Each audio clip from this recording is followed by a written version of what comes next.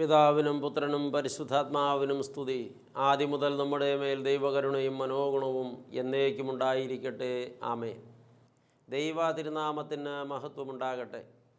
ക്രിസ്തുയേശുവിൽ ഏറ്റവും വാത്സല്യമുള്ള ദൈവമക്കളെ, വീണ്ടും ഒരു പ്രാവശ്യം കൂടെ നമ്മുടെ കർത്താവും രക്ഷിതാവുമായ പൊന്നുതമ്പുരാൻ്റെ പാദപീഠത്തിൽ വളരെ പ്രാർത്ഥനാപൂർവം ചേർന്നിരുന്ന് അവിടുത്തെ സ്വർഗീയാലോചനകൾക്ക് കാതുകൊടുക്കുവാൻ നമുക്ക് ഭാഗ്യമൊരുക്കി തന്ന കർത്താവിനെ നന്ദിയോടെ നമുക്ക് സ്തുതിക്കാം. ശുദ്ധമുള്ള ലൂക്കോസ് എഴുതിയ രക്ഷാസുവിശേഷം 19-ാം അധ്യായത്തിൻ്റെ 42-ാം തിരുവചനമാണ് നാം മുൻപ് വായിച്ച് ചിന്തിച്ചത്. ഈ നാളിൽ നിൻ്റെ സമാധാനത്തിനുള്ളത് നീയും അറിഞ്ഞു എങ്കിൽ കൊള്ളാമായിരുന്നു, എന്നാൽ ഇപ്പോഴോ അത് നിൻ്റെ കണ്ണിന് മറഞ്ഞിരിക്കുന്നു എന്ന് യെരൂശലേം പട്ടണത്തെ നോക്കി ഒലിവുമലയിൽ നിന്നുകൊണ്ട് നമ്മുടെ കർത്താവായ യേശു ക്രിസ്തു കഴിച്ച വിലാപമാണ് നമ്മുടെ ധ്യാനചിന്ത. ഈ നാളിൻ്റെ പ്രത്യേകത വ്യക്തമായി കഴിഞ്ഞ സന്ദേശത്തിൽ പറഞ്ഞു വെച്ചല്ലോ. ഇത് ദുഷ്കാലമാണ്, ഇത് വിസ്മയകരവും ഭയങ്കരവുമായത് സംഭവിക്കുന്ന കാലമാണ്, ഇത് പാപം പെരുകുകയും അശുദ്ധൻ കൂടുതൽ അശുദ്ധനാവുകയും ചെയ്യുന്ന കാലമാണ്, ഇത് ബന്ധങ്ങളെല്ലാം ഉലഞ്ഞു പോകുന്നതും മനുഷ്യൻ ആരും കീഴടങ്ങാത്തതും ആരെയും അനുസരിക്കാത്തതുമായ കാലമാണ്. ഇതൊരു വല്ലാത്ത കാലമാണ്. അതുകൊണ്ട് ഈ നാളിൽ മനുഷ്യ, നിൻ്റെ സമാധാനത്തിനുള്ളത് നീയും അറിയണം. സമാധാനത്തിനുള്ളത് അറിയണം. എന്താണ് സമാധാനം? എവിടെ കിട്ടും സമാധാനം? ഈ ലോകത്തിന്ന് ജീവിക്കുന്ന മഹാഭൂരിപക്ഷം പേരും അന്വേഷിക്കുന്ന ഒരു സംഗതിയാണ് സമാധാനം. ബഹുഭൂരിപക്ഷം പേരുടെയും നാവ് എപ്പോഴും സംസാരിക്കുന്ന ഒരു ചിന്തയാണ്, എനിക്ക് സമാധാനമില്ല, എനിക്ക് സമാധാനമില്ല, എനിക്ക് സമാധാനമില്ല എന്ന് നിരന്തരം വിലാപം കഴിക്കുകയാണ് മനുഷ്യൻ. എന്നാൽ പ്രിയപ്പെട്ടവരെ, സമാധാനം എവിടെ കിട്ടും? ഈ സമാധാനത്തിന് വേണ്ടി മനുഷ്യൻ ഒരുപാട് നെട്ടോട്ടമോടുന്നുണ്ട്. ചിലരെങ്കിലും സമാധാനം തേടി ലോകത്തിൻ്റെ ഇമ്പങ്ങൾക്ക് പിന്നാലെ പരക്കം പായുന്നുണ്ട്. ചിലരൊക്കെ സമാധാനം തേടി മദ്യപാനത്തിലേക്ക് പോയി. പക്ഷേ ഇന്ന് വരെ മദ്യപാനം സമാധാനം കൊടുത്ത ഒരു മനുഷ്യൻ പോലും ലോകത്തില്ല. ഞാനിങ്ങനെ മദ്യപിക്കുന്നത് കൊണ്ട് എനിക്ക് പൂർണ്ണ സമാധാനമുണ്ടെന്നൊരു മനുഷ്യനും ഇന്ന് വരെ പറയാൻ കഴിഞ്ഞിട്ടില്ല. മദ്യപാനമുള്ള സമാധാനം കൂടെ ഇല്ലാതെയാക്കുന്നു. കാരണം മദ്യപാനം അവൻ്റെ സാമ്പത്തിക സ്ഥിതിയെ ചോർത്തിക്കളയുന്നു. മദ്യപാനം അവൻ്റെ ബന്ധങ്ങളെ ഉലച്ചു കളയുന്നു. മദ്യപാനം അവൻ്റെ സുഹൃത്തുക്കളെ നഷ്ടപ്പെടുത്തുന്നു. മദ്യപാനം അവൻ്റെ ആരോഗ്യത്തെ തകർത്ത് കളയുന്നു. മദ്യപാനം അവൻ്റെ സംസ്കാരത്തെ ഇടിച്ചു കളയുന്നു. മദ്യപാനം അവൻ്റെ കുടുംബമഹിമയും കുലമഹിമയും ചോദ്യം ചെയ്യുന്നു. മദ്യപാനം അവനെ നിത്യരോഗിയാക്കി തീർക്കുന്നു. മദ്യപാനം അവൻ്റെ ഭാര്യാഭർത്തൃ ബന്ധത്തിൽ വലിയ തകർച്ചകൾ ഉണ്ടാക്കുന്നു. മദ്യപാനം അവൻ്റെ മക്കളെ വഴിതെറ്റിക്കുന്നു, വഴിയാധാരമാക്കുന്നു. പ്രിയപ്പെട്ടവരെ, പ്രായോഗികമായി ചിന്തിച്ചാൽ മദ്യപാനം ഒരു മനുഷ്യനും സമാധാനം കൊടുത്തിട്ടില്ല. ഉള്ള സമാധാനവും കൂടെ ഇല്ലാതെയാക്കിയിട്ടേ ഉള്ളൂ. ഇത് കേട്ടുകൊണ്ടിരിക്കുന്ന ആരെങ്കിലും മദ്യപാനത്തിൽ സമാധാനം തേടുന്നുണ്ടെങ്കിൽ പ്രിയപ്പെട്ട സ്നേഹിതരെ, അത് അപകടമാണ്, അത് ഏറ്റവും ഭയാനകമാണ്. അതിൻ്റെ ബാക്കി പത്രം തിരുത്തപ്പെടാനാകാത്ത വേദനയാണ്. ഇനി മയക്കുമരുന്ന് സമാധാനം തരുമെന്ന് ചില ആളുകൾ ചിന്തിക്കുന്നുണ്ട്. ഏതെങ്കിലും മയക്കുമരുന്ന് ഉപയോഗിച്ച് സർവ്വം മറന്നങ്ങ് ഉറങ്ങിയാൽ സമാധാനം കിട്ടുമെന്ന്. പക്ഷെ ഉണരുമ്പോൾ ചിന്തകളൊന്നും മാഞ്ഞു പോയിട്ടില്ലല്ലോ, ഓർമ്മകളൊന്നും മാഞ്ഞു പോയിട്ടില്ലല്ലോ, പ്രശ്നങ്ങളൊന്നും പരിഹരിക്കപ്പെട്ടിട്ടില്ലല്ലോ, ഉലഞ്ഞ ബന്ധങ്ങൾ വിളക്കിച്ചേർക്കപ്പെട്ടിട്ടില്ലല്ലോ. മയക്കുമരുന്നിൻ്റെ മാസ്മരികതയിൽ നിന്ന് മടങ്ങി വരുമ്പോൾ ആരോഗ്യപരമായ കുറേ പ്രശ്നങ്ങളും കുറേയധികം ചിന്തിക്കാൻ കഴിയാത്ത ബുദ്ധി വൈകല്യങ്ങളുമൊക്കെ അല്ലാതെ ജീവിതത്തിലെ പ്രശ്നങ്ങൾക്കൊന്നും ഒരു പരിഹാരവും വരുന്നില്ലല്ലോ. പിന്നെ മയക്കുമരുന്ന് സമാധാനം തരുമോ? സമാധാനം എവിടെ കിട്ടും? ചില ആളുകളെങ്കിലും പറയുന്നു, ഞാൻ കുറേയേറെ പണം സമ്പാദിച്ചതുകൊണ്ട് എനിക്ക് സമാധാനം കിട്ടുമെന്ന്. അതുകൊണ്ട് എല്ലാം മറന്ന്, എല്ലാവരെയും മറന്ന് ഏത് മാർഗവും സ്വീകരിച്ച് ലോകം വെട്ടിപ്പിടിക്കാൻ ആളുകൾ നെട്ടോട്ടമോടുകയാണ്. കോടികൾ കൊയ്തു കൂട്ടിയിട്ട് ആർക്കും സമാധാനം കിട്ടുന്നില്ലെന്ന് മാത്രമല്ല, ഉള്ള സമാധാനം കൂടെ ഇല്ലാതെയാകുന്നു എന്നേ ഉള്ളൂ. അതേ, പണം കയ്യിൽ കൂടുതൽ വരുംതോറും സ്വസ്ഥതയും സമാധാനവും ഉറക്കവും നഷ്ടപ്പെടുകയാണ്. കാരണം അവന് ഭീതി വർദ്ധിക്കുകയാണ്. എന്നെ ആരെങ്കിലും കൊള്ളയടിക്കുമോ, എന്നെ ആരെങ്കിലും വേട്ടയാടുമോ, എന്നെ ആരെങ്കിലും ഒറ്റക്കൊടുക്കുമോ എന്നിങ്ങനെയുള്ള ചിന്തകൾ അവനെ അസ്വസ്ഥനാക്കുകയാണ്. സത്യത്തിൽ സമ്പത്തൊരു മനുഷ്യൻ്റെ സമാധാനം കളയുകയാണ് ചെയ്യുന്നത്. സമ്പത്തൊരു മനുഷ്യൻ്റെ സമാധാനം വർദ്ധിപ്പിക്കുകയല്ല ചെയ്യുന്നത്. ഒന്നുമില്ലാത്തവർ തെരുവോരത്ത് കിടന്നുറങ്ങും. എന്തെങ്കിലും സൂക്ഷിക്കാനുള്ളവർക്ക് ഉറങ്ങാൻ കഴിയില്ല. പ്രിയപ്പെട്ടവരെ, ഞാൻ ഒരു സംഭവം ഇങ്ങനെ ഓർക്കുകയാണ്. മുമ്പ് അത് പങ്കിട്ട് കാണും, നിങ്ങളുടെ ഓർമ്മയിലുണ്ടോ അറിയില്ല. വർഷങ്ങൾക്ക് മുമ്പ്, എനിക്ക് തോന്നി 20 വർഷങ്ങൾക്ക് മുൻപ്, ആലുവ റെയിൽവേ സ്റ്റേഷനിൽ രാത്രി ഒരു ട്രെയിൻ പ്രതീക്ഷിച്ച് ചെല്ലുകയാണ് ഞാനും എൻ്റെ സുഹൃത്തും കൂടെ. പക്ഷേ ഞങ്ങൾക്ക് ട്രെയിൻ കിട്ടിയില്ല. നിമിഷങ്ങൾക്കുള്ളിൽ ആ ട്രെയിൻ പോയി കഴിഞ്ഞിട്ടുണ്ടായിരുന്നു. എന്നാൽ ഇനി ബസ്സിൽ കയറാമെന്ന് നനച്ച് റെയിൽവേ സ്റ്റേഷൻ പുറത്തുള്ള ബസ് സ്റ്റാൻഡിൻ്റെ മുൻപിൽ റോഡരികത്ത് ബസ് കാത്തു നിൽക്കുമ്പോൾ ഒരു കാഴ്ച കണ്ടു. ഒരു മനുഷ്യൻ ഷട്ടറിട്ട് മൂടിയ പീടിക തിണ്ണയിൽ നീണ്ടു നിവർന്ന് കിടന്ന് സുഖമായിട്ട് ഊർക്കം വലിച്ചുറങ്ങുകയാണ്. ഈ കാഴ്ച കണ്ടപ്പോൾ എനിക്ക് കൗതുകം തോന്നി. ഞാൻ എൻ്റെ കൂടെയുള്ള ചെറുപ്പക്കാരനോട് ചോദിച്ചു, മോനെ, ഈ മനുഷ്യൻ കിടന്നുറങ്ങുന്നത് കൊണ്ടോ എല്ലാം മറന്ന് അയാൾ ഉറങ്ങുകയാണ്, നിന്നെക്കൊണ്ട് പറ്റുമോ ഇതുപോലെ ഇവിടെ കിടന്നുറങ്ങാൻ? അവൻ പറഞ്ഞു, സാധ്യമാകില്ലച്ചോ, ഒരു കാരണവശാലും സാധ്യമാകില്ല. എന്താണ് നിൻ്റെ പ്രശ്നം? അവൻ പറഞ്ഞു, അച്ഛാ, എൻ്റെ കഴുത്തിൽ ഒരു 3 പവൻ്റെ മാല കിടപ്പുണ്ട്. ഇങ്ങനെ പെരുവഴിക്ക് കിടന്നുറങ്ങിയാൽ ആരെങ്കിലും ഒന്ന് മോഷ്ടിച്ചു കൊണ്ടുപോയാലോ? എനിക്കിവിടെ കിടന്നുറങ്ങാൻ പറ്റില്ല. അപ്പോൾ അച്ഛൻ അവനോട് പറഞ്ഞു, മോനെ, നിൻ്റെ കയ്യിലുള്ള മാല ഊരി എനിക്കതാ, ഞാനത് വളരെ സുരക്ഷിതമായി സൂക്ഷിക്കാം, എന്നിട്ട് നിനക്ക് കിടന്നുറങ്ങാൻ പറ്റുമോ? ഇല്ല അച്ചോ, എനിക്ക് ഒരു കാരണവശാലും സാധിക്കില്ല. എന്തുകൊണ്ട്? അവൻ പറഞ്ഞു, എൻ്റെ അരയിൽ മറ്റൊരു ചെയിനുണ്ട്, അത് ആരെങ്കിലും മോഷ്ടിച്ചു കൊണ്ടുപോയാലോ? എനിക്കിവിടെ കിടന്നുറങ്ങാൻ ധൈര്യമില്ല.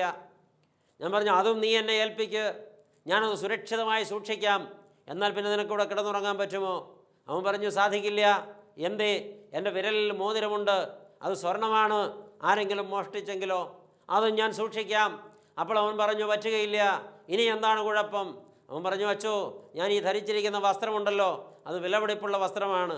അവൻ്റെ പിതാവ് അന്ന് വിദേശത്താണ്, അവൻ ധരിച്ചിരിക്കുന്ന നല്ല വിലയുള്ള വസ്ത്രമാണ്. അവൻ പറഞ്ഞു, സാധ്യമാകില്ല. അത് സൂക്ഷിക്കാൻ എന്തെങ്കിലും ഉള്ളത് മനുഷ്യൻ്റെ സ്വസ്ഥതയും ഉറക്കവും നഷ്ടപ്പെടുത്തുന്നുണ്ട്. ഈ കാലഘട്ടത്തിൽ ഒരുപാട് പേർ സമ്പാദിച്ചതിന് കാവലിരിക്കുകയാണ്.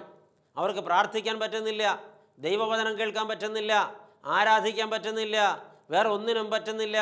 അവരുടെ ധ്യാനം മുഴുവനും ലോകത്തെക്കുറിച്ച്, ഈ സമ്പത്ത് എങ്ങനെ സംരക്ഷിക്കാമെന്നതിനെക്കുറിച്ച്, ഇനിയും ഇതെങ്ങനെ വർദ്ധിപ്പിക്കാമെന്നതിനെക്കുറിച്ച് മാത്രമാണ്. മസ്തിഷ്കം നിറച്ചും ഇത് മാത്രമാണ്. ദൈവത്തെക്കുറിച്ച് ചിന്തയില്ല, രക്ഷയെക്കുറിച്ച് ചിന്തയില്ല, മരണത്തെക്കുറിച്ച് ചിന്തയില്ല, മരണാനന്തര ജീവിതത്തെക്കുറിച്ച് ചിന്തയില്ല, സ്വർഗത്തെക്കുറിച്ച് ചിന്തയില്ല, നരകത്തെക്കുറിച്ച് ചിന്തയില്ല. ഈ വക കാര്യങ്ങളൊന്നും അന്വേഷിക്കുന്നില്ല. വേദപുസ്തകം വായിക്കാൻ സമയമില്ല, അതിനൊട്ട് താല്പര്യവുമില്ല. അതേ മനുഷ്യൻ ഈ ലോകത്തിൻ്റെ വകയായി തീർന്നിരിക്കുന്നു. പക്ഷേ സമാധാനമില്ല. സമാധാനം തേടി വട്ടവും നീളവും ഓടുകയാണ് ആധുനിക മനുഷ്യൻ. എവിടെ ചെന്നാൽ സമാധാനം കിട്ടും? പ്രിയപ്പെട്ടവരെ, പണമുണ്ടെങ്കിൽ മനുഷ്യന് പലതും വാങ്ങാൻ പറ്റും. പക്ഷേ വിലപ്പെട്ട ചിലതൊന്നും പണം കൊടുത്താൽ കിട്ടില്ല. പണം കൊടുത്താൽ വില കൂടിയ മെത്തകൾ വാങ്ങാം, അത് വിരിച്ച് കിടന്നാൽ ഒരുപക്ഷെ നല്ല കിടപ്പ് കിടക്കാം. പക്ഷേ ഉറക്കം വില കൊടുത്താൽ വാങ്ങാൻ കിട്ടില്ല. എൻ്റെ പ്രിയപ്പെട്ടവരെ, എത്ര വില കൂടിയ മെത്തയിൽ കിടന്നാലും ഉറക്കം വന്നില്ലെങ്കിൽ അത് വില കൊടുത്ത് വാങ്ങാൻ കിട്ടുകയില്ല. വീണ്ടും പ്രിയപ്പെട്ടവരെ, നമ്മളിങ്ങനെ ചിന്തിക്കുക, പോക്കറ്റിൽ പണമുണ്ടെങ്കിൽ വളരെ രുചിയുള്ള ഏതെല്ലാം ബ്രാൻഡഡ് ആയിട്ടുള്ള ഭക്ഷണങ്ങൾ വാങ്ങാൻ കിട്ടും. പക്ഷേ പ്രിയപ്പെട്ടവരെ, ഏത് വില കൂടിയ ഭക്ഷണം വാങ്ങിച്ചാലും, എത്ര രുചിയുള്ള ഭക്ഷണം വാങ്ങിച്ചാലും വിശപ്പ് വാങ്ങാൻ കിട്ടില്ല. പണം അവിടെ വളരെ പ്രയോജനമില്ലാത്തതായി തീരുകയാണ്. ഒരു കാരണവശാലും പ്രയോജനമില്ലാത്തതായി തീരുകയാണ്. പണം കൊടുത്താൽ വിശപ്പ് വാങ്ങാൻ കിട്ടുകയില്ല. പ്രിയപ്പെട്ടവരെ, ഇതുപോലെ പോയാൽ പണം കൊടുത്താൽ നല്ല മോടിയുള്ള വസ്ത്രങ്ങൾ വാങ്ങാൻ കിട്ടും, പക്ഷേ ആരോഗ്യം വാങ്ങാൻ കിട്ടില്ല, ആരോഗ്യമുള്ള ശരീരം വാങ്ങാൻ കിട്ടില്ല. പണത്തിന് ഒരുപാട് പ്രയോജനങ്ങളുണ്ടെങ്കിലും അത് പ്രയോജനത്തെക്കാളേറെ മനുഷ്യനെ വിഷമിപ്പിക്കുന്നുണ്ട്. മാത്രമല്ല, ഇതൊക്കെ വാരിക്കൂട്ടിയിട്ട് അവസാനം ഇതൊക്കെ വിട്ടുകളഞ്ഞിട്ട് പോകേണ്ടി വരുമല്ലോ എന്ന ആശങ്ക മനുഷ്യനെ വല്ലാതെ പിടിച്ച് ഉലയ്ക്കുന്നുണ്ടല്ലോ. പ്രിയപ്പെട്ടവരെ, വല്ലാതെ പിടിച്ച് ഉലയ്ക്കുന്നുണ്ടല്ലോ. ഞാൻ എന്തു ചെയ്യുമെന്ന ചോദ്യത്തിൻ്റെ ഉത്തരം. അതുകൊണ്ടാണല്ലോ ശലോമോൻ രാജാവ്, ലോകം കണ്ടതിൽ വെച്ച് ഏറ്റവും കൂടുതൽ സമ്പത്ത് വെട്ടിപ്പിടിച്ചവൻ, അതിൻ്റെ നെറുകയിലിരുന്ന് 40 കൊല്ലം രാജവാഴ്ച നടത്തിയവൻ, വലിയ ചക്രവർത്തിയായി അനേക രാജാക്കന്മാരോട് കപ്പം വാങ്ങിയവൻ, ജീവിത സായാഹ്നത്തിൽ പൊട്ടിക്കരഞ്ഞത്, ഹാ മായ മായ, സകലവും മായയും വൃഥാ പ്രയത്നവും അത്രേ. സൂര്യന് കീഴെ ഞാൻ പ്രയത്നിച്ച പ്രയത്നം ഒക്കെയും ഞാൻ വെറുത്തു. എന്തുകൊണ്ടെന്നാൽ എനിക്ക് ശേഷം വരുവാനിരിക്കുന്ന മറ്റൊരു മനുഷ്യന് വേണ്ടി ഞാനത് വെച്ചിട്ട് പോകേണ്ടി വരുമല്ലോ. പ്രിയപ്പെട്ടവരെ, നിരാശയിൽ നിന്നാണ് ശലോമോൻ ഈ ശബ്ദം പുറപ്പെടുവിപ്പിച്ചത്. ഓർക്കുക, ഈ ലോകത്തിൻ്റെ സമ്പത്ത് ഒരാൾക്കും സമാധാനം തരുന്നില്ല. അതുകൊണ്ട് ഈ ലോകത്ത് സമാധാനം തേടി മനുഷ്യൻ അലയുകയാണ്. എവിടെ ചെന്നാൽ സമാധാനം കിട്ടും? ഏത് യൂണിവേഴ്സിറ്റിയിൽ സമാധാനത്തിൻ്റെ ഒരു കോഴ്സ് പഠിപ്പിക്കുന്നുണ്ട്? ലോകസമാധാനത്തിന് ഒരുപാട് സംഘടനകൾ നിലനിൽക്കുന്നുണ്ട്, പക്ഷേ അതിനകത്ത് പോലും സമാധാനമില്ലല്ലോ. എവിടെയാണ് സമാധാനം? മനുഷ്യർ ലോകം ചുറ്റി സമാധാനം തേടുകയാണ്. ഏത് വ്യക്തിക്കും സമാധാനത്തിനുള്ള ഒരേ ഒരു അത്താണി അത് നമ്മുടെ കർത്താവും രക്ഷിതാവുമായ യേശു ക്രിസ്തു മാത്രമാണ്. എന്തുകൊണ്ടെന്നാൽ അവൻ സമാധാനത്തിൻ്റെ പ്രഭുവാണ്, അവൻ സമാധാന ദാതാവാണ്, അവൻ സമാധാനത്തിൻ്റെ കേന്ദ്രമാണ്, അവൻ സമാധാനത്തിൻ്റെ പൂർണ്ണതയാണ്. ഏത് മനുഷ്യനെയും സമാധാനിപ്പിക്കുന്ന ശാശ്വത സമാധാനമാണ്. എന്താണ് അങ്ങനെയൊക്കെ പറയാൻ കാരണം? പ്രിയപ്പെട്ടവരെ, ഒരു മനുഷ്യൻ്റെ ജീവിതത്തിൽ തീ കോരിയിടുന്നത്, സമാധാനം കെടുത്തുന്നത് മരിച്ചു പോകുമെന്ന ഭയമാണ്. എന്നാൽ പ്രിയപ്പെട്ടവരെ, യേശു ക്രിസ്തു പറയുന്നു, ഇനി നീ മരിക്കയില്ല, നിന്റെ മരണത്തെ ഞാൻ തോൽപ്പിച്ചിരിക്കുന്നു. ഈ ലോക ചരിത്രത്തിൽ ഇന്നു വരെ വേറെ ഒരാളും മരണത്തെ തോൽപ്പിച്ച് ഉത്ഥാനം ചെയ്തിട്ടില്ല. അനേക പ്രഗത്ഭന്മാർ ജീവിച്ച് കടന്നുപോയി.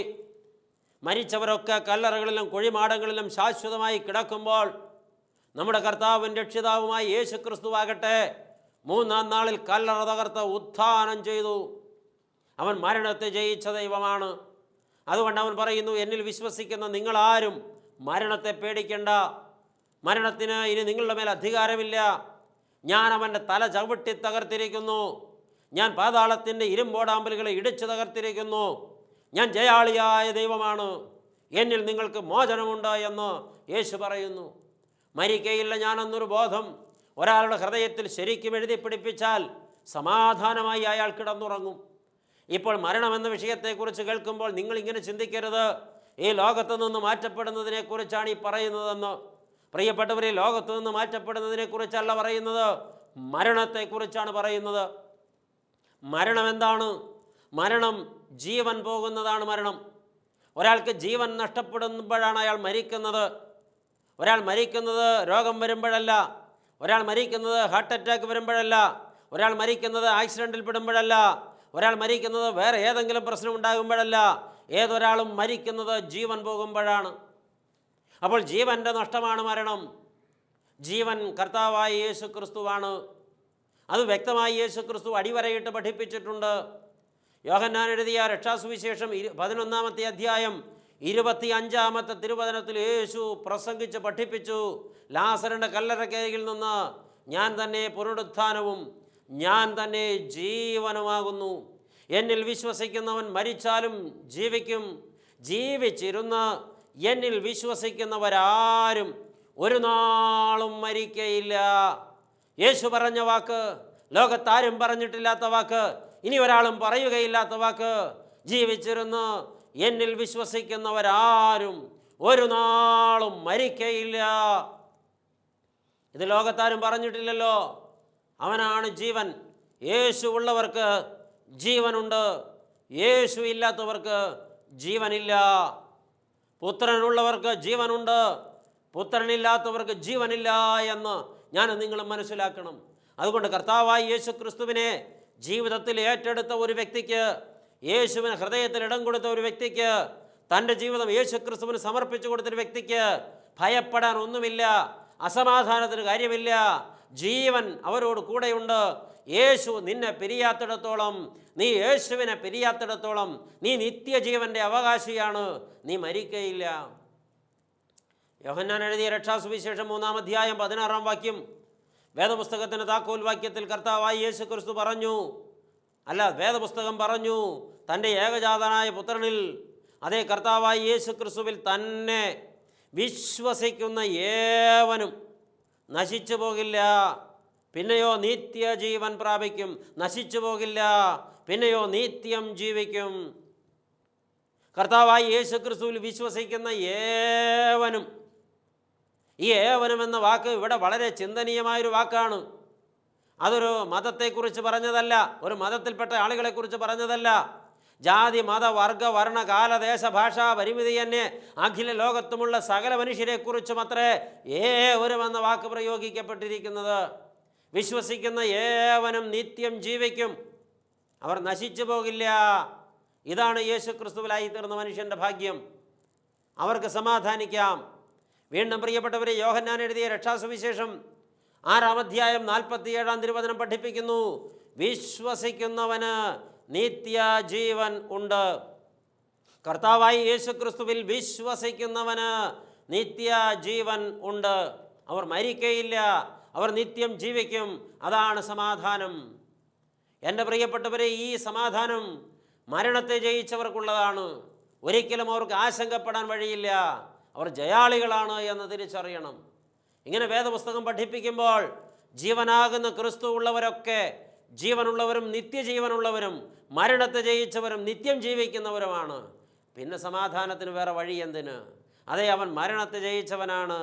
അതുകൊണ്ട് അവനെ സ്വന്തമാക്കിയവരൊക്കെ, അവനെ ജീവിതത്തിൽ ഏറ്റെടുത്തവരൊക്കെ, അവന് വേണ്ടി ജീവിതം സമർപ്പണം ചെയ്തവരൊക്കെ ഭാഗ്യമുള്ളവരാണ്, സമാധാനം അനുഭവിക്കുന്നവരാണ്. എൻ്റെ പ്രിയപ്പെട്ടവരെ, ഈ സമാധാനം തേടി ലോകത്തിൻ്റെ വഴികളിലൂടെ ഉഴറി നടന്ന കാലം പോകാതെ സമാധാന പ്രഭുവായവനിലേക്ക് മടങ്ങി വരികയത്രേ ചെയ്യേണ്ടത്. എന്നാൽ വചനം പഠിപ്പിക്കുന്നുണ്ട്, ഈ സമാധാനം എല്ലാവർക്കും ലഭ്യമാകുന്നില്ല എന്ന്. ഇതാർക്ക് ലഭ്യമാകും? യേശുമിശിഹായുടെ തിരുപ്പിറവിയുടെ സമയത്ത് ആകാശം കീറി ഇറങ്ങി വന്ന അഗ്നിദൂതൻ പറഞ്ഞ വാക്ക് ശുദ്ധമുള്ള ലൂക്കോസ് എഴുതിയ രക്ഷാസുവിശേഷം 2-ാം അധ്യായം 14-ാം തിരുവചനം. പ്രിയപ്പെട്ടവരെ, ഇങ്ങനെയാണ് വായിക്കുന്നത്: ഭൂമിയിൽ ദൈവപ്രസാദമുള്ളവർക്ക് സമാധാനമെന്ന്. അപ്പോൾ ദൈവപ്രസാദം ലഭിച്ചവർക്കാണ് സമാധാനം കിട്ടുക. ദൈവത്തിനൊരാളോട് പ്രസാദം തോന്നണമെങ്കിൽ ആ മനുഷ്യൻ ദൈവത്തിന് വേണ്ടി സമർപ്പണം ചെയ്യണം. ജീവിതത്തിൽ പാപത്തോട് വിട പറയാൻ തയ്യാറാകണം. വിശുദ്ധിക്ക് തന്നെ സമർപ്പിക്കുവാൻ തയ്യാറാകണം. തൻ്റെ കളങ്കത്തെ കഴുകി മാറ്റാൻ തയ്യാറാകണം. അനുദമിച്ചടുത്തു വരുന്ന ഒരു പാപിയോടും എനിക്ക് നിന്നോട് താല്പര്യമില്ലെന്ന് പറയുന്നവനല്ല നമ്മുടെ കർത്താവ്. അനുദമിച്ചടുത്തു വരുന്ന ഏത് പാപിയെയും ദയാദാക്ഷിണ്യത്തോടെ വാരി തൻ്റെ മാർവോട് ചേർത്തിട്ട് സാരമില്ല കുഞ്ഞേ എന്ന് കാതിലോതുന്ന സ്നേഹമാണവൻ. അതേ, നമ്മുടെ കർത്താവ് തള്ളിക്കളയുന്നവനല്ല. ദൈവപ്രസാദം കിട്ടുവാൻ ഒരു വ്യക്തി എന്താണ് ചെയ്യേണ്ടത്? യോഹന്നാൻ എഴുതിയ രക്ഷാസുവിശേഷം 6-ാം അധ്യായം 29-ാം തിരുവചനത്തിൽ യേശു ക്രിസ്തു തന്നെ പറഞ്ഞു, പിതാവാൻ ദൈവം അയച്ചവനിൽ നിങ്ങൾ വിശ്വസിക്കുന്നത് അത്രേ അവന് പ്രസാദാത്മകമായ പ്രവൃത്തി. ദൈവത്തിന് പ്രസാദമുള്ളത് പ്രവർത്തിപ്പാൻ ഞങ്ങൾ എന്ത് ചെയ്യണമെന്ന് യഹൂദന്മാരുടെ ചോദ്യത്തിന് യേശു കൊടുത്ത വളരെ വ്യക്തമായ മറുപടിയാണത്. പിതാവാൻ ദൈവം അയച്ചവനിൽ നിങ്ങൾ വിശ്വസിക്കുക, അതുതന്നെ അവന് പ്രസാദാത്മകമായ പ്രവൃത്തി. പിതാവാൻ ദൈവം മാനവകുലത്തിൻ്റെ ശാശ്വതമായ മോചനത്തിനു വേണ്ടി സ്വർഗത്തിൽ നിന്ന് അയച്ച സാക്ഷാൽ രക്ഷിതാവായ യേശു മശിഹായിൽ വിശ്വസിക്കുക, അതുതന്നെ ദൈവത്തിന് പ്രസാദാത്മകമായ പ്രവൃത്തി. ദൈവപ്രസാദമുള്ളവർക്ക് സമാധാനമെന്ന് മാലാഖമാർ പാടിയതോ സത്യമാണ്. പ്രിയപ്പെട്ടവരെ, യേശു ക്രിസ്തുവിൽ വിശ്വസിക്കുന്നവർക്ക് സമാധാനം. എന്താണ് സമാധാനത്തിനുള്ള മാർഗം? ലോകമല്ല, ലോക ഇമ്പങ്ങളല്ല, ഈ ലോകത്തിൻ്റെ ആഡംബരമല്ല, ലോകത്തിൻ്റെ പാപസുഖങ്ങളുമല്ല, യേശു ക്രിസ്തുവിനെ സ്വന്തമാക്കുന്നതാണ് സമാധാനത്തിനുള്ള മാർഗം. അത് നാളെ ചെയ്യാൻ മാറ്റിവെക്കരുത്. ഇന്നാണ് അതിൻ്റെ സമയം, ഇന്നാണ് അതിൻ്റെ ദിവസം. കാരണം നാളെ എന്ത് സംഭവിക്കുമെന്ന് എനിക്കും നിങ്ങൾക്കും അറിയില്ല. എന്തിന്? അടുത്ത നിമിഷത്തിൽ എന്തൊക്കെ സംഭവിക്കുമെന്നറിയില്ല. വളരെ വിവേകത്തോടെ ചിന്തിച്ച് തീരുമാനമെടുക്കേണ്ട സമയമാണിപ്പോൾ. എൻ്റെ സമാധാനത്തിനുള്ളത് എന്താണെന്ന് ഞാൻ അറിയണം, ഞാൻ കണ്ടെത്തണം, ഞാൻ തീരുമാനിക്കണം. അത് വ്യക്തമായി ദൈവത്തിൻ്റെ ആത്മാവ് എനിക്ക് വേണ്ടി എന്നോട് സംസാരിക്കുകയാണ്. നീ യേശു ക്രിസ്തുവിനെ കണ്ടുമുട്ടുക, നീ യേശു ക്രിസ്തുവിന് അഭയം ചൊല്ലുക, നീ യേശു ക്രിസ്തുവിൽ വിശ്വസിക്കുക, നീ യേശു ക്രിസ്തുവിനെ സ്വന്തമാക്കുക, അവൻ്റെ കാൽവരിയാഗത്തിൻ്റെ വിലയറിയുക, അതിൽ കഴുകപ്പെടാൻ നിന്നെ ഏൽപ്പിക്കുക. നീ പൂർണ്ണമായിട്ടും നിത്യജീവൻ്റെ അവകാശിയായി ശാശ്വത സമാധാനത്തിൻ്റെ അനുഭവസ്ഥയായി മാറുമെന്ന് ദൈവത്തിൻ്റെ വചനം നമ്മെ പഠിപ്പിക്കുകയാണ്. പ്രിയപ്പെട്ടവരെ, വിശ്വസിക്കാൻ കഴിഞ്ഞിട്ടുണ്ടോ? കർത്താവായ യേശു ക്രിസ്തുവിന് ജീവിതം കൊടുക്കാൻ കഴിഞ്ഞിട്ടുണ്ടോ? ഒരുപക്ഷെ നമ്മുടെ പേര് ക്രിസ്ത്യാനിക്കടുത്ത പേരാണ്. ഏതെങ്കിലും പള്ളിയുടെ സഭയുടെ റെക്കോർഡിൽ നമ്മുടെ പേര് രേഖപ്പെടുത്തിയിട്ടുണ്ട്. പ്രിയപ്പെട്ടവരെ, നാം പുറമേ ബാഹ്യമായി ഭക്തിയുടെ വേഷം കെട്ടുന്നവരും പുറം കുപ്പായമിടുന്നവരുമാണ്. എന്നാൽ നമ്മുടെ ആന്തരിക നില എന്ത്? കർത്താവായ യേശു ക്രിസ്തുവിന് ഹൃദയത്തിൽ ഇടം കൊടുത്തിട്ടുണ്ടോ? യേശു ക്രിസ്തുവിന് കൊള്ളാവുന്ന ഒരു ഭക്തയായി ജീവിക്കുന്നുണ്ടോ? കർത്താവിൻ്റെ തിരുവചനം അനുസരിച്ച് ജീവിതം നയിപ്പാൻ കഴിയുന്നുണ്ടോ? ഈ തിരുവചനത്തെ നിരന്തരമായി വായിച്ച് ധ്യാനിക്കാൻ കഴിയുന്നുണ്ടോ? വിനയവും താഴ്മയും ധരിക്കുവാൻ സാധിച്ചിട്ടുണ്ടോ? ദൈവനാമത്തിൻ്റെ മഹത്വത്തിനായി ജീവിതം ചിട്ടപ്പെടുത്താൻ കഴിഞ്ഞിട്ടുണ്ടോ? ഇത് കഴിഞ്ഞിട്ടില്ല എങ്കിൽ സത്യമായിട്ടും ദൈവമക്കളെ, നാം സമാധാന പ്രഭുവിനെ സ്വന്തമാക്കിയിട്ടില്ല. കർത്താവായ യേശു ക്രിസ്തുവിനെ സ്വന്തമാക്കുന്നവരത്രേ സമാധാനം അനുഭവിക്കുന്നവർ. അവർ മാത്രമാണ് സമാധാനം അനുഭവിക്കുന്നവർ. അവൻ എനിക്ക് എല്ലാറ്റിനും മതിയായവനാണ്. അവൻ എൻ്റെ എല്ലാ ജീവിത സങ്കീർണ പ്രശ്നങ്ങൾക്കും പരിഹാരമാണ്. അത് യേശു ക്രിസ്തുവിൻ്റെ ഐഹിക വ്യാപാര നാളിൽ വ്യക്തമായി അവൻ ബോധ്യപ്പെടുത്തി തന്നിട്ടുണ്ട്. നീ രോഗിയാണോ? അവൻ നിൻ്റെ വൈദ്യനും അവൻ നിൻ്റെ ഔഷധവും അവൻ നിൻ്റെ സൗഖ്യദായകനുമാണ്. അവൻ നിൻ്റെ സമാധാന പ്രഭുവാണ്. നീ അവനിൽ വിശ്വസിക്കുന്നുവെങ്കിൽ, നീ അവന് നിന്നെ ഏൽപ്പിച്ചു കൊടുക്കുന്നുവെങ്കിൽ, നീ അവന് ഹൃദയത്തിൽ ഇടം കൊടുക്കുന്നുവെങ്കിൽ അവൻ നിൻ്റെ മഹാവൈദ്യനാണ്. നിൻ്റെ ഏത് രോഗത്തിന്മേലും അവൻ അധികാരത്തോടെ ജയമെടുക്കും. അവൻ തൊട്ടാൽ സൗഖ്യപ്പെടാത്ത രോഗിയില്ല. അവൻ നോക്കിയാൽ വിടുതൽ പ്രാപിക്കാത്ത ഒരു രോഗിയുമില്ല, ഒരു ബന്ധനവുമില്ല. കർത്താവായ യേശു ക്രിസ്തു നിൻ്റെ സ്വന്തമാണെങ്കിൽ, ആയിത്തീർന്നിട്ടുണ്ടെങ്കിൽ നീ തീർച്ചയായിട്ടും സൗഖ്യം പ്രാപിക്കും. പ്രിയപ്പെട്ടവരെ, അവൻ ജീവിതത്തിൽ വിമോചകനായ ദൈവമാണ്. ജീവിതത്തിൽ ഒറ്റപ്പെട്ടു പോയവർക്ക് താങ്ങും തണലുമായിരിക്കുന്ന ദൈവമാണ്. അവൻ എല്ലാ അർത്ഥത്തിലും ഒരു വ്യക്തിയുടെ സമാധാനമാണ്. സമൂഹം ഭ്രഷ്ട് കൽപ്പിച്ച് മാറ്റി നിർത്തിയവരെ സ്വന്തമെന്ന് എണ്ണിയും പ്രിയപ്പെട്ടവരെന്ന് വിളിച്ചും തൻ്റെ മാർവിൽ അവർക്കിടം കൊടുത്ത് അവരുടെ അതിഥിയായി അവരുടെ വീട്ടിൽ അത്താഴമുണ്ട് അന്തി ഉറങ്ങുന്നവനാണ്. സക്കായിയെ വിളിച്ച് വേർതിരിച്ചപ്പോൾ അത് വെളിപ്പെടുത്തിയല്ലോ. കല്ലെറിഞ്ഞ് കൊല്ലപ്പെടാൻ കൊണ്ടുവന്ന പെൺകുട്ടിയെ അവരിൽ നിന്ന് രക്ഷിച്ച് സമാധാനത്തോട് പറഞ്ഞയച്ചപ്പോൾ അത് വെളിപ്പെടുത്തിയല്ലോ. സുക്കോത്തിൻ്റെ താഴ്വരയിൽ സമരിയാക്കാരി സ്ത്രീക്ക് ശാശ്വതമായ ദാഹജലം വാക്കുകളിലൂടെ പകർന്നു കൊടുത്ത് താൻ മശിഹ എന്ന് വെളിപ്പെടുത്തി അവളെ മാനസാന്തരത്തിലേക്ക് നയിച്ചപ്പോഴത് വെളിപ്പെടുത്തിയല്ലോ. പ്രിയപ്പെട്ടവരെ, കുഷ്ഠരോഗിയായിരുന്ന ശീമോൻ്റെ വീട്ടിൽ കർത്താവിൻ്റെ പാദം കഴുകി തലമുടി കൊണ്ട് കണ്ണുനീര് കൊണ്ട് പാദം കഴുകി തലമുടി കൊണ്ട് തുവർത്തി തൻ്റെ പാപങ്ങളെ ഏറ്റുപറഞ്ഞ് കഴുകിക്കളഞ്ഞവൾക്ക് മോചനം കൊടുത്ത് മകളെ എന്ന് വിളിച്ച് അവിടെ തന്നെ ശുശ്രൂഷയിൽ ഒരുമിച്ച് നിർത്തിയപ്പോൾ കർത്താവ് അത് വെളിപ്പെടുത്തിയല്ലോ. എൻ്റെ പ്രിയപ്പെട്ടവരെ, ഈ ദൈവം ശാശ്വതമായ സമാധാനമാണ്. ഒന്നിനെക്കുറിച്ചും ആശങ്കപ്പെടാൻ കാര്യമില്ല. അവൻ നമുക്ക് എവിടെയും എപ്പോഴും എല്ലാറ്റിനും മതിയായവനാണ്. എന്നാൽ നാം വായിച്ച വേദഭാഗം പറയുന്നു, എന്നാൽ ഇപ്പോഴോ നിങ്ങൾ അനേകരുടെ കണ്ണിന് അത് മറഞ്ഞിരിക്കുന്നു എന്ന്. നിങ്ങൾ അനേകരുടെ കണ്ണിന് അത് മറഞ്ഞിരിക്കുന്നു എന്ന്. എൻ്റെ സമാധാനം ഞാൻ നിങ്ങൾക്ക് തരുന്നു, എൻ്റെ സമാധാനം ഞാൻ നിങ്ങൾക്ക് തന്നേച്ചു പോകുന്നു. അത് ലോകം തരുന്നത് പോലെയല്ല, ഈ ലോകത്തിൻ്റെ ഒരു മുഖാന്തരവും തരുന്നത് പോലെയല്ല, ഈ ലോകത്തെ ഒരു വ്യക്തിയോ ഈ ലോകത്തെ ഏതെങ്കിലും വസ്തുവോ തരുന്നത് പോലെയല്ല എന്ന് ശാശ്വതമായി സന്ദേശം തന്ന കർത്താവ് നമ്മുടെ സമാധാനമായി നിലനിൽക്കുമ്പോൾ ഇന്ന് അനേകം പേരുടെ കണ്ണിന് അത് മറവായിരിക്കുന്നു. എന്തുകൊണ്ടാണ് കണ്ണിന് മറവായിരിക്കുന്നത്? കാഴ്ച ശരിയല്ലാത്തത് കൊണ്ടാണ്. ഈ ലോകത്തിൻ്റെ പ്രഭുവായ സാത്താൻ അനേകരുടെ കണ്ണുകളെ മൂടി വച്ചിരിക്കുകയാണെന്ന്. കാണേണ്ടത് കാണാതെ, പ്രിയപ്പെട്ടവരെ അറിയേണ്ടത് അറിയാതെ, ക്രിസ്തുവിലേക്ക് ജനം വന്ന് ആദായപ്പെടാതെ അവൻ അനേകരുടെ കണ്ണ് കെട്ടിയിരിക്കുകയാണെന്ന്. ഈ കണ്ണ് കെട്ടുന്നതിന് സാത്താൻ ഉപയോഗിക്കുന്ന തന്ത്രം പാപങ്ങൾ അവൻ്റെ കണ്ണിന് മുമ്പിൽ കൊണ്ടുവരിക എന്നുള്ളതാണ്. ഒരു ഉദാഹരണം പറഞ്ഞാൽ, സൂര്യനെ നമുക്ക് എവിടെ നിന്ന് നോക്കിയാലും കാണാമല്ലോ. ഈ സൂര്യൻ്റെ പ്രകാശം അത്ര വലുതാണല്ലോ. പക്ഷേ ഒരു ഒറ്റ രൂപ നാണയം കണ്ണിനോട് ചേർത്ത് പിടിച്ചാൽ കൂരിരുട്ടാണ്, പിന്നെ സൂര്യനെ കാണാൻ കഴിയില്ല. പണമാണ് ചിലരുടെ കാഴ്ച മറച്ചത്, കർത്താവിനെ കാണാതെ. ആഡംബര സുഖങ്ങളാണ് വേറെ ചിലരുടെ കാഴ്ചകൾ മറച്ചത്, കർത്താവിനെ കാണാതെ. ഇനിയും മദ്യം അല്ലെങ്കിൽ മയക്കുമരുന്ന്, അതുമല്ലെങ്കിൽ ജഡത്തിൻ്റെ സുഖങ്ങൾ, ഈ ലോകത്തിൻ്റെ ബന്ധങ്ങളാണ് ചിലരുടെ കണ്ണു മറച്ചിരിക്കുന്നത്, കർത്താവിനെ കാണാതെ. എല്ലാവരും കാണുന്നത് ഈ ലോകത്തെ, ഈ ലോകത്തിൻ്റെ സുഖത്തെ, ഈ ലോകത്തിൻ്റെ ആഡംബരത്തെ, ഈ ലോകത്തിൻ്റെ ആസക്തികളെ, ഈ ലോകത്തിൻ്റെ സകലവിധമായ സന്തോഷങ്ങളെയും കാണുന്നവന് കർത്താവ് തരുന്ന സമാധാനം കാണാൻ കഴിയില്ല. കർത്താവ് തരുന്ന സമാധാനം കാണണമെങ്കിൽ ഇതിനപ്പുറത്തൊരു കാഴ്ച പ്രാപിക്കണം. ഈ ലോകത്തേക്ക് നോക്കുന്നത് നിർത്തി കർത്താവിങ്കിലേക്ക് നോക്കുവാൻ നമുക്ക് മനസ്സുണ്ടാകണം. എബ്രായ ലേഖനം 3-ാം അധ്യായം പറഞ്ഞു തുടങ്ങുന്നത് അങ്ങനെയാണല്ലോ. അതുകൊണ്ട് വിശുദ്ധ സഹോദരന്മാരെ, സ്വർഗീയ വിളിക്ക് ഓഹരിക്കാരായുള്ളവരെ, നാം സ്വീകരിച്ച് പറയുന്ന അപ്പോസ്തലനും നമ്മുടെ മഹാപുരോഹിതനുമായ യേശുവിനെ ശ്രദ്ധിച്ചു നോക്കുക. വീണ്ടും എബ്രായ ലേഖനം 12-ാം അധ്യായത്തിൻ്റെ 2-ാം തിരുവചനം പറയുന്നത് അങ്ങനെയാണല്ലോ. അതേ, വിശ്വാസത്തിൻ്റെ നായകനും പൂർത്തി വരുത്തുന്നവനുമായ യേശുവിനെ നോക്കുക. 121-ാം സങ്കീർത്തനം അത് തന്നെ പറയുന്നുവല്ലോ. ഞാൻ എൻ്റെ കണ്ണുകളെ പർവ്വതങ്ങളിലേക്ക് ഉയർത്തുന്നു, എൻ്റെ സഹായക്കാരൻ ഇവിടെ നിന്ന് വരും. എൻ്റെ സഹായമോ ആകാശവും ഭൂമിയും സൃഷ്ടിച്ച കർത്താവിങ്കിൽ നിന്ന് വരുന്നു. ഗിരിശൃംഗങ്ങൾക്ക് മുകളിൽ അധിവാസം കൊള്ളുന്ന അത്യന്തം പരിശുദ്ധനായ പൊന്നുതമ്പുരാനിൽ നിന്നല്ലോ അത് പെയ്തിറങ്ങുന്നത്. പ്രിയപ്പെട്ടവരെ, ആശങ്കപ്പെടേണ്ടതില്ല. നമുക്ക് പ്രത്യാശയുണ്ട്.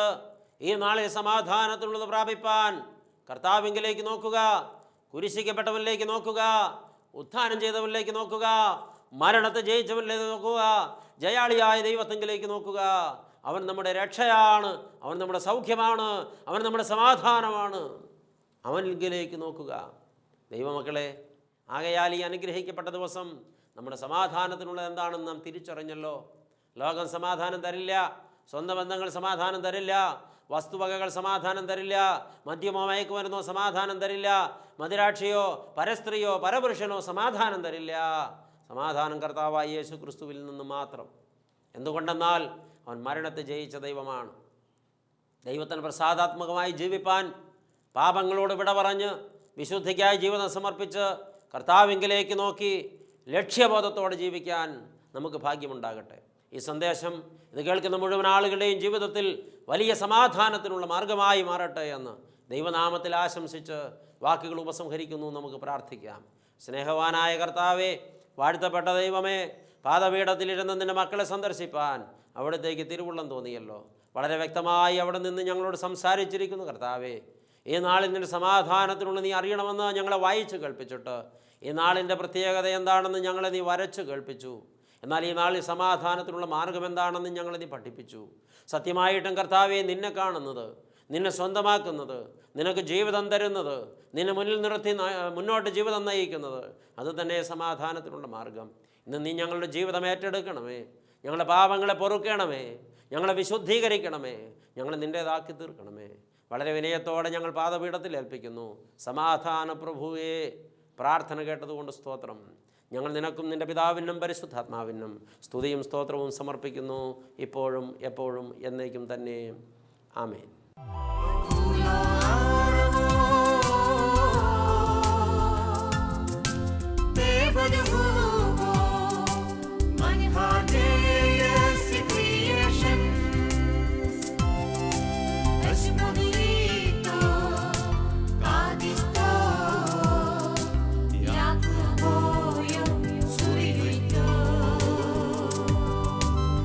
Everybody